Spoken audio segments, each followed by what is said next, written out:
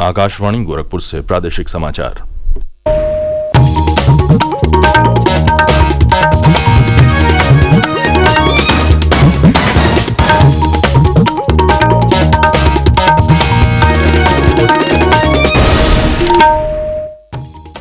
नमस्कार, समाचार बुलेटिन के साथ मैं विकास राय।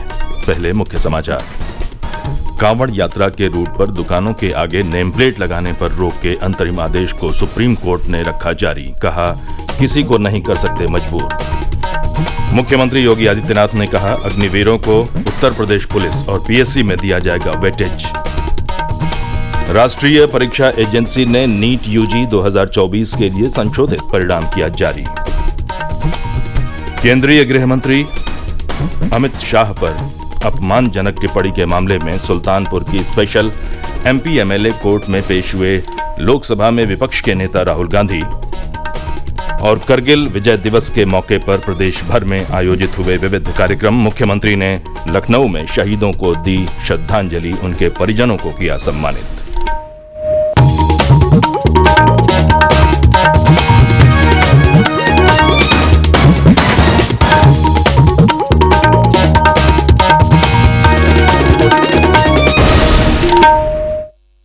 और अब समाचार विस्तार से।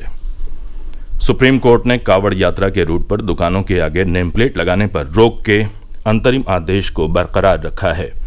इस मामले पर कल सुनवाई करते हुए न्यायमूर्ति ऋषिकेश रॉय और न्यायमूर्ति SVN भट्टी की पीठ ने कहा कि वे 22 जुलाई के आदेश पर कोई स्पष्टीकरण जारी नहीं करेंगे। कोर्ट ने कहा कि हम किसी को भी नाम बताने के लिए बाध्य नहीं कर सकते। अगर आवश्यक हो तो दुकानदार कांवड़ मार्ग पर उपलब्ध भोजन के प्रकारों के बारे में बता सकते हैं कि वे किस तरह का भोजन परोस रहे हैं, जैसे कि वे शाकाहारी हैं या मांसाहारी। अब इस मामले में 29 जुलाई को सुनवाई होगी। इस मामले में सुप्रीम कोर्ट ने दुकानों पर नेम प्लेट लगाने संबंधी आदेश पर रोक लगाते हुए उत्तर प्रदेश, उत्तराखंड और मध्य प्रदेश सरकार से जवाब मांगा था।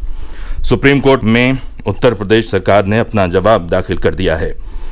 प्रदेश सरकार ने कोर्ट में दाखिल हलफनामे में कहा कि ये निर्देश कांवड़ यात्रा को शांतिपूर्ण ढंग से पूरा करने और अधिक पारदर्शिता सुनिश्चित करने के लिए जारी किया गया था। सुप्रीम कोर्ट ने सुनवाई के दौरान कांवड़ तीर्थयात्रियों के हस्तक्षेप को भी खारिज कर दिया। प्रदेश में कांवड़ यात्रा को लेकर प्रशासन पूरी सतर्कता बरत रहा है। मुरादाबाद में श्रावण मास के दूसरे सोमवार को लेकर कल से 80 घंटे के लिए रूट डायवर्जन लागू कर दिया गया है। अमरोहा में भी कल शाम से नेशनल हाईवे पर भारी वाहनों का रूट डाइवर्ट कर दिया गया। कांवड़ियों की भीड़ अधिक रही तो नेशनल हाईवे को रविवार की शाम से सोमवार की सुबह तक जीरो ट्रैफिक मोड पर रखने का फैसला लिया जाएगा। मुख्यमंत्री योगी आदित्यनाथ ने कहा है कि देश की सेवा करके लौटने वाले अग्निवीरों को उत्तर प्रदेश पुलिस और पीएससी बल में वेटेज दिया जाएगा। उन्होंने कहा कि अग्निवीरों के रूप में देश को ट्रेंड और अनुशासित युवा सैनिक मिलेंगे। आज अग्निवीर में जहां युवा भर्ती हो रहे हैं, एक ट्रेंड युवा अग्निवीर की सेवा को पूरा करने के बाद उन्हें सेना में भी अच्छा अवसर प्राप्त होने वाला है। पैरामिलिट्री में, सिविल पुलिस में और विभिन्न सेक्टर में भी उन्हें समायोजन करने के लिए व्यवस्था दी जा रही है। बीएसएफ ने, सीआरपीएफ ने, सीआईएसएफ ने, अन्य तमाम हमारी जो पैरामिलिट्री हैं, उन्होंने भी इस बात की घोषणा की है और उत्तर प्रदेश सरकार ने भी इस बात को कहा है कि अग्निवीर की योजना जैसे आगे बढ़ती है और जब ये अपनी सेवा के बाद वापस आएंगे तो हम उत्तर प्रदेश पुलिस सेवा में, पीएससी में इन नौजवानों को प्राथमिकता के आधार पर समायोजन की एक सुविधा देंगे, वेटेज देंगे। उनके लिए एक निश्चित आरक्षण की सुविधा हम अपनी पुलिस में उपलब्ध करवाएंगे। राष्ट्रीय परीक्षा एजेंसी NTA ने कल राष्ट्रीय पात्रता सह प्रवेश परीक्षा नीट यूजी के लिए संशोधित फाइनल स्कोर कार्ड जारी कर दिया। जो उम्मीदवार नीट के लिए उपस्थित हुए थे वे अपने परिणाम और स्कोर कार्ड आधिकारिक वेबसाइट questions.nta.ac.in और neet.ntaonline.in पर देख सकते हैं। परीक्षा एजेंसी ने घोषणा की है कि 17 उम्मीदवारों ने शीर्ष रैंक प्राप्त की है। 24 लाख से अधिक परीक्षार्थी परीक्षा में शामिल हुए थे। परीक्षा के दौरान जिन 1563 उम्मीदवारों को समय का नुकसान हुआ था, उनके लिए 23 जून को फिर से परीक्षा आयोजित की गई थी। प्रादेशिक समाचार आप आकाशवाणी गोरखपुर से सुन रहे हैं। ये समाचार बुलेटिन हमारे YouTube channel AIR news Gorakhpur और एक्स हैंडल AIR news_GKP पर भी उपलब्ध है।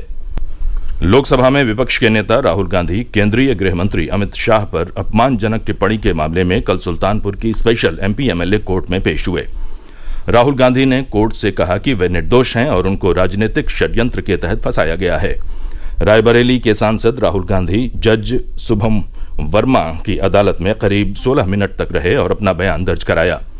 जज वर्मा ने वादी अधिवक्ता से गवाह पेश करने के लिए कहते हुए मामले की अगली सुनवाई के लिए 12 अगस्त की तारीख तय की। कर्नाटक के बेंगलुरु में एक चुनावी सभा में राहुल गांधी ने अमित शाह पर अभद्र टिप्पणी की थी। इसको लेकर सुल्तानपुर के भाजपा नेता विजय मिश्रा ने कोर्ट में परिवाद दायर किया था। उत्तर प्रदेश लोक सेवा आयोग की भर्ती परीक्षाओं में नकल कराने या नकल करते हुए पकड़े जाने पर 1 करोड़ रुपए का जुर्माना और आजीवन कारावास की सजा हो सकती है। पिछले 28 जून को आयोजित स्टाफ नर्स एलोपैथ पुरुष महिला मुख्य परीक्षा को आधार बनाते हुए आयोग ने ये चेतावनी जारी कर दी है। जारी आदेश में आयोग के उप सचिव वीरेंद्र मणि त्रिपाठी ने कहा है कि अध्यादेश के तहत परीक्षा में अनुचित साधनों का प्रयोग करना, नकल करना, नकल कराना, प्रश्न पत्र का प्रतिरोपण करना और इसके लिए षड्यंत्र करना अपराध की श्रेणी में आते हैं। ऐसे प्रकरणों में 1 करोड़ रुपए तक का जुर्माना और आजीवन कारावास दोनों ही सजा हो सकती है। देश भर में कल राष्ट्रभक्ति की भावना के साथ करगिल विजय दिवस मनाया गया। प्रधानमंत्री नरेंद्र मोदी ने कल मद्रास में करगिल विजय दिवस की 25वीं वर्षगांठ पर इस युद्ध के नायकों को श्रद्धांजलि दी। उन्होंने कहा कि करगिल विजय दिवस हमें बताता है कि देश के लिए दिया गया बलिदान अमर है। इस मौके पर प्रधानमंत्री ने अग्निपथ योजना के बारे में भ्रामक सूचनाएं फैलाने के लिए विपक्ष की आलोचना की। उन्होंने कहा कि ये देश में होने वाले महत्वपूर्ण सुधारों में से एक है और इससे भारत का सामर्थ्य बढ़ेगा। अग्निपथ योजना के जरिए देश ने इस महत्वपूर्ण सपने को एड्रेस किया। अग्निपथ का लक्ष्य सेनाओं को युवा बनाना है। अग्निपथ का लक्ष्य सेनाओं को युद्ध के लिए निरंतर योग्य बनाए रखना है। दुर्भाग्य से राष्ट्रीय सुरक्षा से जुड़े इतने संवेदनशील विषय को कुछ लोगों ने राजनीति का विषय बना दिया। कुछ लोग सेना के इस रिफॉर्म पर भी अपने व्यक्तिगत स्वार्थ में झूठ की राजनीति कर रहे हैं।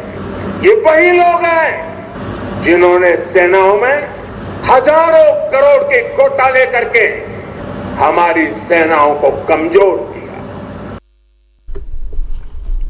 करगिल विजय दिवस के अवसर पर प्रदेश में शहीदों को श्रद्धांजलि देने के लिए विविध कार्यक्रम आयोजित किए गए।